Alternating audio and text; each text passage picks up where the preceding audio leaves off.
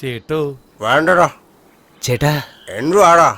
ഇതിന്റെ പേര് വയാഗ്ര എന്നാണ്. എന്നുവെച്ചാൽ ഇത് യൂസ് ചെയ്താൽ വാടിപ്പോയതെല്ലാം അങ്ങനെ തളർത്ത്. പതുക്കെ പറയടാ കഴുത. എന്താ ഏട്ടാ? ഇടങ്ങാനും അയാൾ കേട്ടാനുണ്ടല്ലോ, നിന്നെ നിന്റെ കുടുംബത്തെ അയാൾ കൂട്ടബലാത്സംഗം ചെയ്യും. അയാൾക്ക് ഈ കാര്യത്തിൽ നോർമലായിട്ട് ചെയ്യാൻ അറിയില്ല. മിന്നു കെട്ടി കൊണ്ടുവന്നവളെ പോലും റേപ്പല്ലേ ചെയ്തത്. ഭാര്യയെ റേപ്പ് ചെയ്തു. പാവം ആ പെണ്ണ്.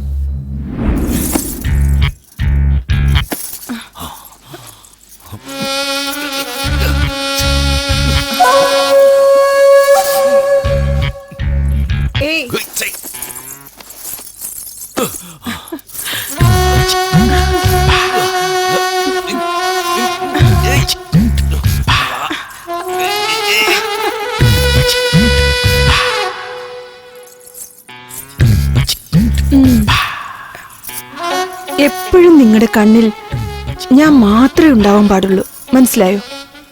അതെങ്ങനെയാ ഞാൻ പറയട്ടെ, കാണിക്കട്ടെ. നമ്മൾ ഇങ്ങനെ ഇരുന്നാൽ മതിയോ?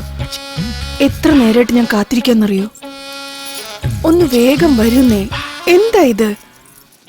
വേട്ടക്കാരൻ എപ്പോഴും തന്റെ തോക്കാണ് ജീവനെന്ന് പറയാറുണ്ട്.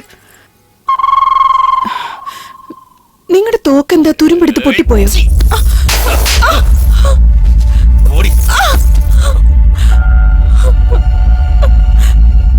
എന്റെ സ്വാമി, ഈ മനുഷ്യരൊക്കെ സെക്ഷന് വ്യത്യസ്തരായിരിക്കുന്നേ. ഇപ്പൊ ഈ മാമാ സ്വാമിനെ തന്നെ എടുത്തോ. കള്ളു കുടിച്ചാൽ മാത്രമേ പൂശാൻ പോകും. ചിലരോ സ്ഥലം മാറിയെന്നും പറഞ്ഞ് സെക്സ് അവോയ്ഡ് ചെയ്യും. മറ്റു ചിലരോ ഫേസ് മാറിയെന്നും പറഞ്ഞ് അത് ഒഴിവാക്കും. എപ്പോഴും ഒരുപോലെ തന്നെ ഉണ്ടാവണമെന്ന് കൊതിക്കല്ലേ സ്വാമി?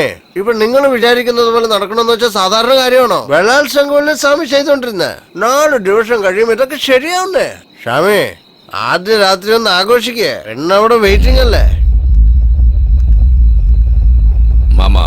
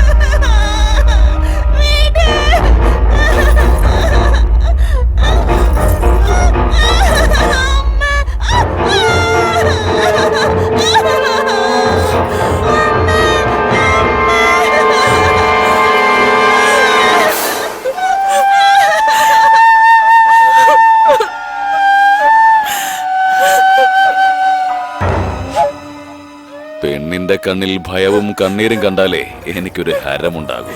മനസ്സിലാവുന്നുണ്ടോ നിനക്ക്? ഇപ്പോഴാണ് എനിക്ക് നിന്നെ ഇഷ്ടപ്പെട്ടത്.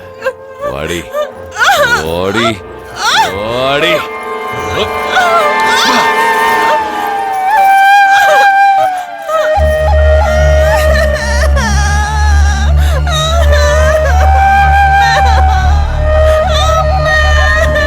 ഇതാണ് നടന്ന സംഭവം. എടാ, ഇതൊന്നും ഇതുവരെ ആർക്കും അറിയില്ല. ഇനി ആരെങ്കിലും അറിഞ്ഞാൽ ഒരുത്തരും പിന്നെ ജീവനോടെ ഉണ്ടാവില്ല.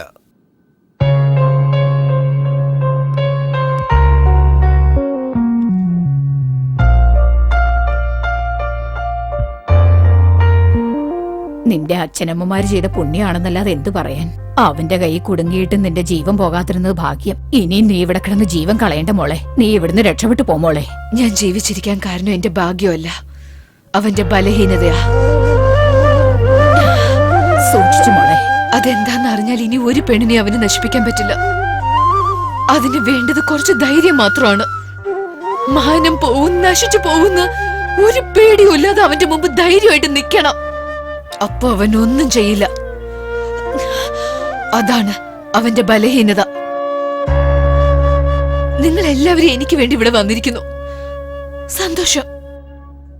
എന്നാൽ ഇതിനു മുമ്പ് എപ്പോഴെങ്കിലും എന്റെ പരിസ്ഥിതിയിൽ ഉണ്ടായിരുന്ന ആരെങ്കിലും കാണാൻ പോയിട്ടുണ്ടോ? ഇപ്പൊ നിങ്ങൾ ഇവിടെ വരാൻ കാരണം എന്നോടുള്ള സ്നേഹമല്ല, നിങ്ങൾക്കുള്ള ധൈര്യമാണ്. ഈ ജീവിതം നിങ്ങൾക്ക് ശീലമായി, ഈ ക്രൂരത കണ്ട് ശീലമായി. ഒരു പ്രാവശ്യമെങ്കിലും ധൈര്യമായിട്ടിരുന്ന് ശീലിച്ചൂടെ? ആ ധൈര്യം നിങ്ങളെ ബലശാലിയാക്കും. ഈ നീച ജീവിതത്തിൽ നിന്നും നിങ്ങൾ എല്ലാവരെയും രക്ഷിക്കും. പേടി നിറഞ്ഞിരിക്കുന്ന നിങ്ങളുടെ ബുദ്ധിയിൽ കുറച്ച് ആലോചിച്ച് നോക്ക്. നിങ്ങളുടെ ഭയമാണ് നിങ്ങളുടെ വിരോധി എന്ന് നിങ്ങൾക്ക് മനസ്സിലാവും. നിങ്ങളുടെ ഈ കൈകൾക്ക് എതിർത്ത് നിൽക്കാൻ പഠിപ്പിച്ചു കൊടുക്ക. ഈ പ്രശ്നങ്ങളൊക്കെ താനെ മാറിക്കോളും. ഈ അസുരനെ വധയ്ക്കാൻ ദൈവം വരുമെന്ന് കാത്തിരിക്കാണോ നിങ്ങള്? അത് ഒരിക്കലും സംഭവിക്കില്ല. ധൈര്യമായിരുന്നാൽ നമ്മൾ എല്ലാവരും ദൈവം തന്നെയാ. എന്തിനാ പേടിക്കുന്നത്? അവൻ നമ്മളെ ക്രൂരമായി എന്തെങ്കിലും ചെയ്യുന്നാണോ? എന്നെങ്കിലും ഒരിക്കൽ നമ്മൾ എല്ലാവരും മരിക്കാനുള്ളതല്ലേ? അത് നമ്മൾ കുറച്ച് ധൈര്യമായി നിന്ന് മരിച്ചാലോ നമ്മുടെ ചാവിന് ഒരു അർത്ഥം ഉണ്ടാവില്ലേ? ഒരു പ്രാവശ്യമെങ്കിലും ആ കോട്ടയെ എതിർത്ത് നിൽക്ക്. അപ്പൊ അവന്റെ ധൈര്യം എന്തുമാത്രമാണെന്ന് നിങ്ങൾക്ക് മനസ്സിലാവും.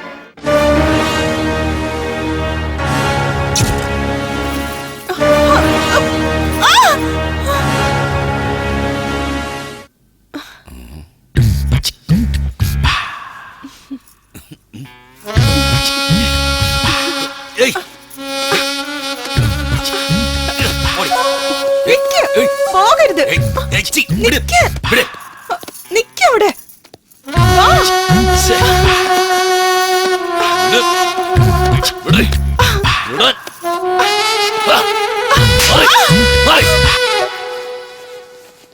ഏതാണത്? എവിടെന്നാ കൂട്ടിട്ട് വന്ന ഈ മോളെ? കൊണ്ട് കളയടാ.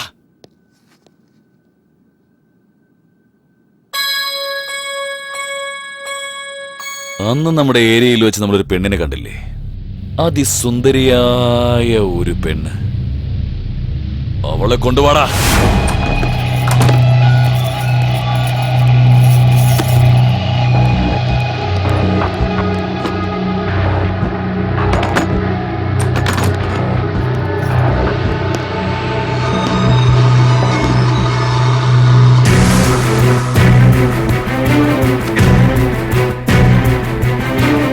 എന്താണ് പുതുമണവാട്ടി? നിന്റെ കെട്ടിയോ നിന്നെ വീടിനകത്ത് വെച്ച് പൂട്ടിരിക്കായിരുന്നു. ഇനി അവന് നിന്റെ ആവശ്യം ഉണ്ടാവില്ല.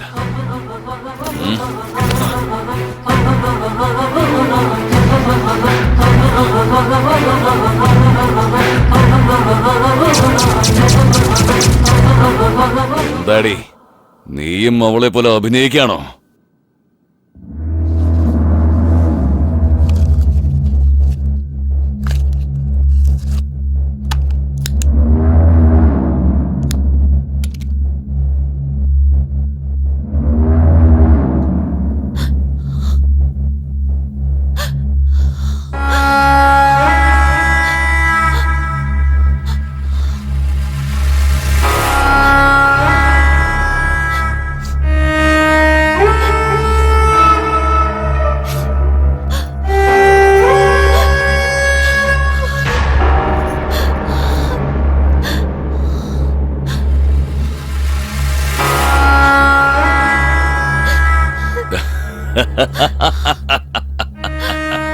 നിന്നെ എതിർക്കാനുള്ള ശക്തി എനിക്കില്ല.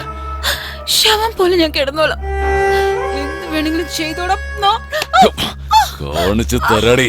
എന്താ ചെയ്യാൻ പോകുന്നത് കണ്ടോ? മുരുക, എന്റെ സ്വാമി അപ്പോഴത്തേക്ക് ഇങ്ങ് പോന്നു കളഞ്ഞ്. അവള് ശവം പോലെയാ കിടക്കുന്നേ. ശവത്തിന്റെ കൂടെ കിടന്ന് എനിക്ക് പരിചയമില്ല. ചേട്ടാ, നിങ്ങൾക്ക് ഒരവസരം കൂടി തരാം.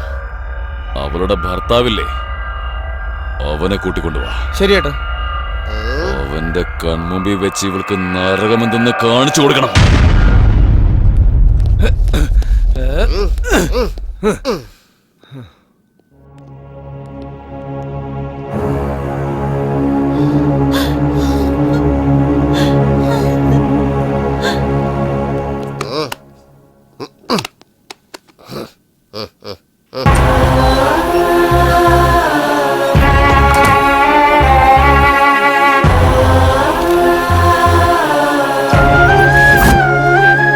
എന്റെ ഭാര്യ ഒന്നും ചെയ്യാതടാ.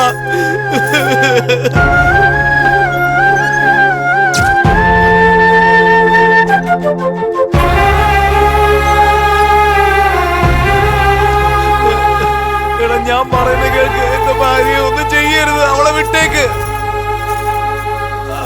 നിന്റെ കാലിൽ വേണ ഞാൻ വിടാം. അവളെ ഒന്നും ചെയ്യരുത്.